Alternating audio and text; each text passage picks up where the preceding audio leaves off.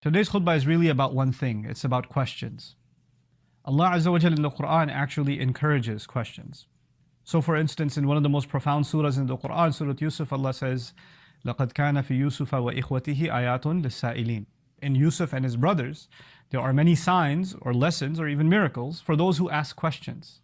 So the idea, sometimes Allah says there are ayat, there's guidance for people of taqwa, there are guidance for people of remembrance, there's guidance for the grateful people. And here Allah praises people who ask questions. In other words, you're supposed to be inquisitive in this religion. You're not supposed to take things at face value. You're supposed to inquire and understand and come to conviction for yourself. Similarly, people would come and ask the Prophet ﷺ different kinds of questions, all kinds of questions. And when they did, Allah didn't actually criticize them. Allah would actually honor them by even mentioning them and making them part of the Quran. يَسْأَلُونَكَ عَنِ الْخَمْرِ وَالْمَيْسِرِ. You would imagine somebody came and asked the Prophet ﷺ, what's so bad about wine? What's the big deal? Why can't we consume it?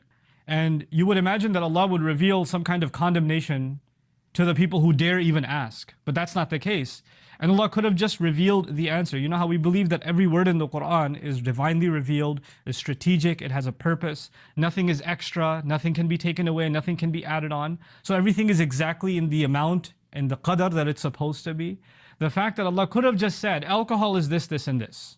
It's good for you, it's bad for you, whatever Allah wanted to say.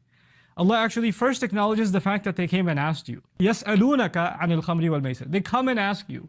They ask you about alcohol or wine, they ask you about gambling. يَسْأَلُونَكَ عَنِ الشَّهْرِ الْحَرَامِ قِتَالٍ فِيهِ. They ask you about the sacred months. As a matter of fact, what's important for the people is not that part of the ayah.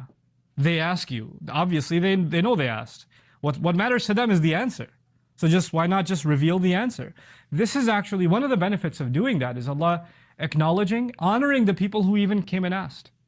Acknowledging them. Now these people who asked these questions forever became a part of the Quran. Like we recite them when we recite these ayat.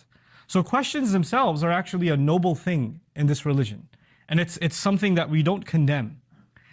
As a matter of fact, from the very beginning, you find in the Quran, Allah Azza wa Jal, when He told us the story of the angels and the creation of Adam alayhi salam, one of the first things that starts that story off and creates the tension in that story is the angels actually asking a question. أَتَجْعَلُ فِيهَا مَنْ يُفْسِدُ فِيهَا وَيَسْفِكُ الدِّمَاءِ. Are you really going to put on the earth somebody's going to cause a lot of corruption? Somebody's going to spill blood? They asked a question. And what's incredible about angels is that we know, like in the Quran we learn, in our view, angels, number one, they don't disobey Allah. لَا يَعْصُونَ اللَّهَ مَا أَمَرَهُم.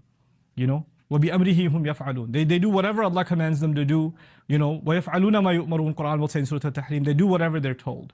All they do is declare Allah's perfection and they seek Allah's forgiveness. They're not blasphemous. They're constantly in obedience to Allah. And yet these same angels question Allah, why are you putting a human being on the earth? What's the point of that? They're asking a question. In other words, asking questions in and of itself is not blasphemous. It's not a problem. It's not a bad thing to do. And if it were, the angels would never have done it. The angels would never have asked a question.